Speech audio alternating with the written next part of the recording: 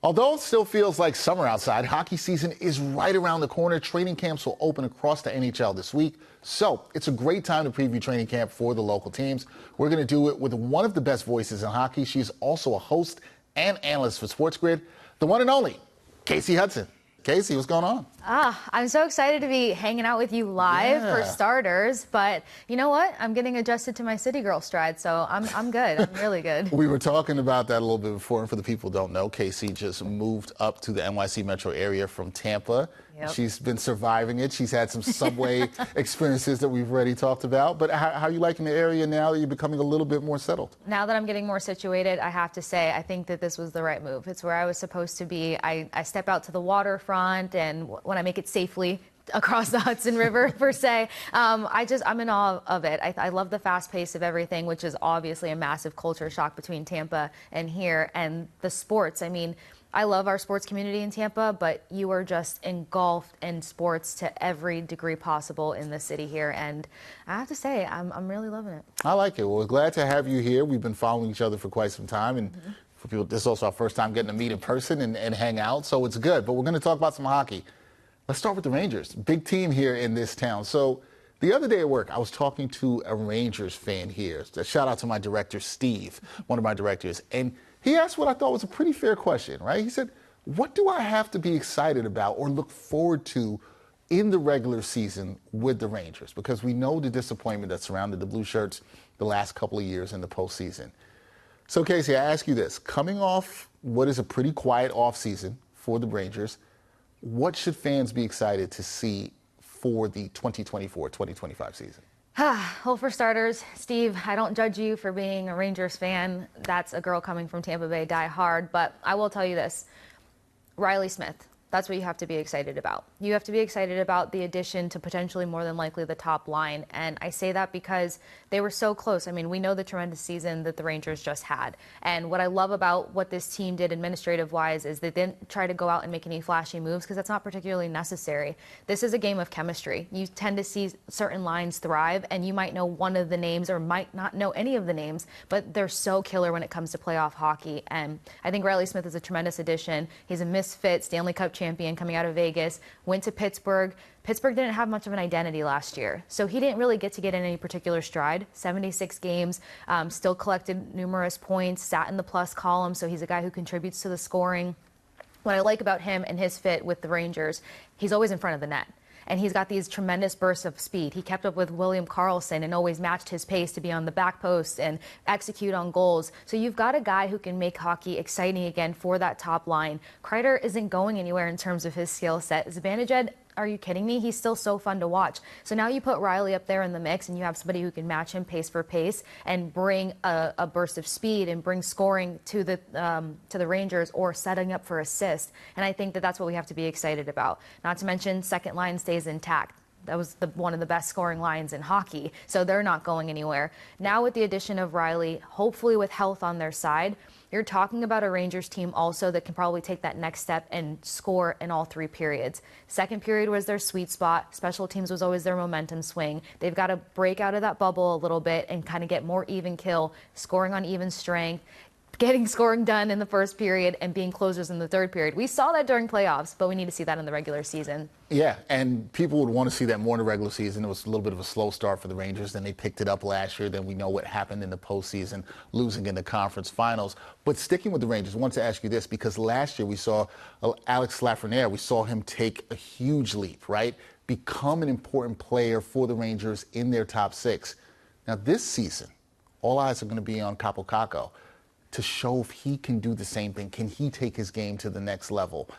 Do you think that can happen this season where he takes his game to the next level, or is he going to be kind of what we've seen him be, right, which is just an okay, solid right winger? What do you think happens with Kaapo Kakko this year? I think we give Kakko a little bit of reprieve. I think that we say he played his first 82-game season in the NHL back in 2022 to 2023. Health has not particularly been on his side, and it's really hard to be a dominant hockey player when you're kind of moving through a lot of aches and pains. With that said, I think that he can be a quality asset, and I think that he still hasn't shown us what he can produce when it comes for the Rangers.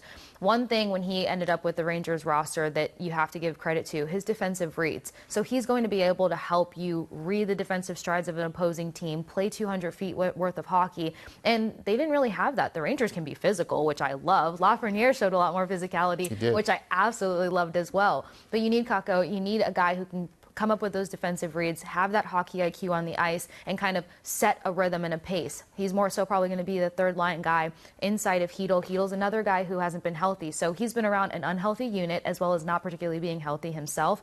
So I think we cut him a little bit of slack. I like his hockey mind. I like his hockey IQ, and I think he can step to the table as long as health is on his side this year. Yeah, hopefully he could be healthy, and then we can see some of that leap in his game. Where are you, real quick, on what the Rangers can do this season? Do you still look at them as Stanley Cup contenders? I mean, look at the guy between the pipes. They say that the most important person on your roster is your goaltender, and I mean, you can't discount what Shesterkin has been able to do. And I know some people, of course, hockey fans are very passionate, right? So some people felt like there was some solving to Shesterkin's game between the pipes. I think that a guy like him reminds me mentally of Vasilevsky, but he's going to go back to the drawing board, figure out a few tweaks, a few things here, and he's going to be equally as dominant. Then you get a defense that plays better in front of him. I mean, the Miller and Trouba thing, that was a large topic as to how many pucks they were allowing past them. So there's just minor adjustments that this team has to make. But again, they didn't have to go make any bullish moves in the offseason. I think they did just enough to protect their top six. And as long as everybody stays healthy, I think that this team can continue to make strides. I mean, if you saw the offseason footage of Rempe, I mean, he wants to come back and be even more physical. I think that he does have a fourth line skill set to him that he can contribute to this roster also. So let's see what training camp holds, but I'm not counting out the Rangers by any means. All right. It's going to be an exciting training camp for the Rangers. We'll see what they can do. We're going to move over to the Devils. Now, they had themselves, Kasey, quite an active offseason. A lot more moves they needed to make. They looked to upgrade their goaltending. They also wanted to get tougher on defense. Did they do enough in your eyes to accomplish both of those goals and get back to the playoffs? Absolutely, absolutely, absolutely, absolutely. And it starts with picking up Brendan Dillon and likely having him paired with Brett Pesce. Now, Pesce's tremendous with contributing offensively, but his ability to lock down a defensive zone, I mean, that's also a big reason why Carolina was so successful defensively for years and years on end. Then you look at they almost have a cheat code when it comes to chemistry, because then you get Pesce, but you also have Nason that's probably going to be working on the third line. So you also have this connect from your D zone for your forward attack. Two people that are very familiar with each other. Pesce, who's really good at dishing out the puck. So that's going to be tremendous when it comes to the Devils' attack. Devils needed a little bit of depth outside of the Jack Hughes show. We have Jack Hughes, which we'll talk about, I'm sure, who had that injury and stuff last year, but they needed depth outside of that. You pick up Paul Coder, he's a very physical guy. He's going to be a pain for anybody to go against. So your bottom six now bring physicality, bring a lot more two-way hockey, but then they also added some depth scoring. Tatar's back in the mix, that familiarity being back with your old team. He's going to be playing from a point of just like pure hockey joy.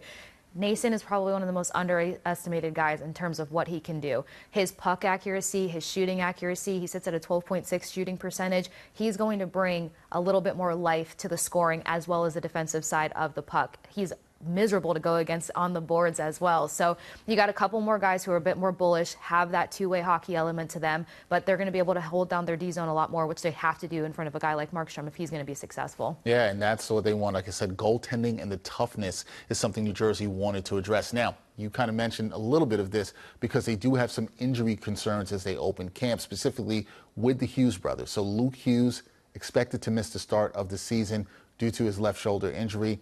Jack Hughes, as you mentioned, season-ending shoulder injury that he had back in the spring.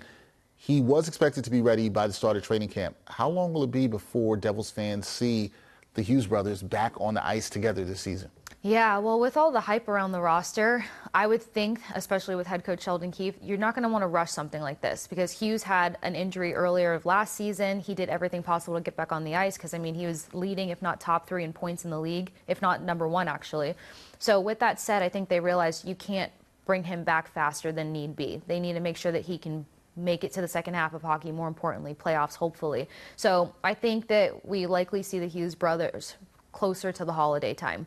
I don't think that they're going to rush anything. I think we see Jack working with the team, but they don't have to rush him in. With the moves that they made, with the additions to the roster, you see what these guys can do and how they can produce without their point maker, then that's just going to make this team that much more lethal in the second swing of the hockey season. So I would say more towards that November, December mark. They haven't really said much on it. I think we all have to get through training camp first, but for the most part, going through a shoulder injury, those are the joints that you need to last the longest, aside from your legs, obviously, and how severe skating can be on the body. But yeah, there's no need to rush Jack back. I think they got enough. Makes a lot of sense. They want to take it easy. They want to get back to the playoffs. So with that being said, really quickly, do you think the Devils get back to the playoffs after a year where they did not make the playoffs?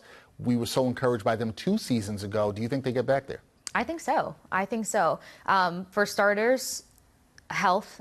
I think that it's crazy. Always it's crazy how many teams. Yeah, it's crazy how many teams you have to be like health. But I say that also because, they lost their playoff spot because half of their team was down, and plus, more importantly, Dougie Hamilton. So the one defenseman that they were relying so hopefully on was not in the mix. Now they add defensive pieces. I mean, they got the one guy from Montreal as well. So there's enough depth on this team to where they can weather any storm of injuries, I would personally say. Then you've got a large goaltender in Markstrom, and he's so excited for this next chapter. So that can be even more lethal for this team. You got guys that can protect their goaltender and then work from the bottom to the top. So I think that they're just in a good position, health being on their side, to make a playoff run, that's for sure. All right, there you go. Devils fans should be excited about that, too. And last but not least, we're going to talk about the Islanders because, as well, they're trying to make the leap from playoff team to Stanley Cup title contenders. And this offseason, we saw the team add Anthony Duclair, right, and reunited with Patrick Roy. So he's back with Patrick Roy. What did you make of this offseason for the Isles? I was surprised that they didn't try to do more movement in terms of their blue line. But what I will say is this is another team that they didn't want to go out for the flashy move. They wanted to be more sensible. We also are seeing Matt Martin do PTO, which is different. Clutterbuck said his goodbye to the team. So you see them trying to get younger. You also see them trying to do what I like to call more of a refresh versus a rebrand, because they have all the pieces. So with Patrick Roy, as soon as he came in, he upped their point percentage. He helped this team score more than they let up points and goals, which was tremendous. That's why they even made it into any sort of playoff topic.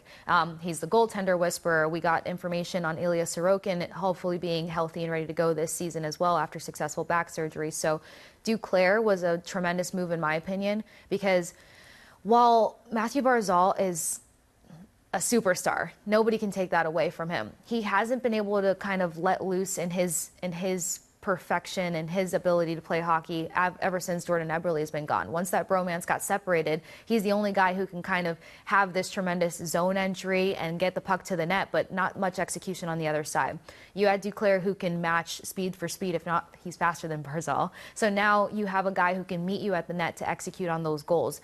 Barzal had to come out of his normal structure and character for hockey to make things happen. And even though he's a great hockey player and he was able to do that, he needed somebody to match pace. So insert Anthony Duclair. Duclair and Horvat spent a little bit of time together forever and ever ago. So there's that chemistry that I was talking about. Now you have Barzal, who can, do his work, open up those passing lanes, find those players. And I saw Duclair do it down in Tampa. I mean, he brings lines to life. He did it when he worked with Steven Stamkos. So I think it's going to be a big move for this top line for the Islanders. Yeah, very intrigued to see how that works out for them, especially under Patrick Roy in the second year. So mentioning that, the Isles, they're going to get a full training camp under Patrick Roy, who took over in the middle of last season. What do you think are realistic expectations for this Islanders club this season?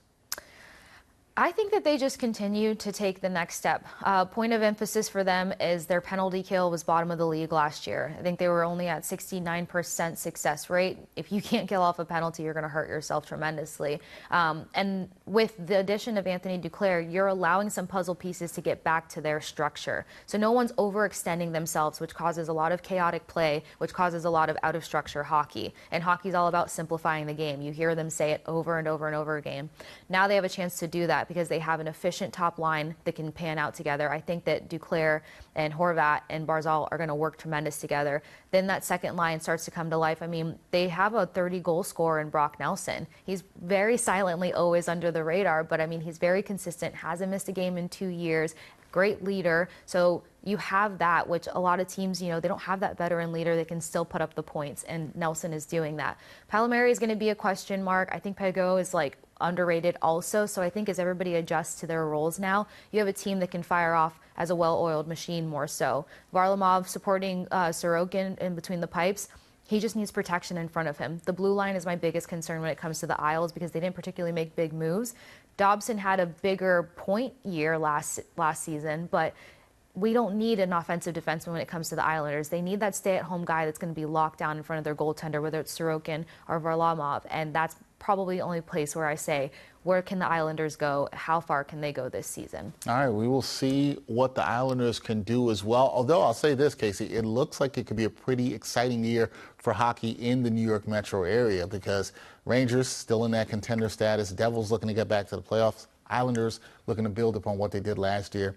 Should be a fun one to see. Everybody, Kasey Hudson, check out her work. One of the best voices in hockey. Now with us here in the New York area. You'll be back on with me to talk some more hockey from time to time. Oh my gosh, anytime.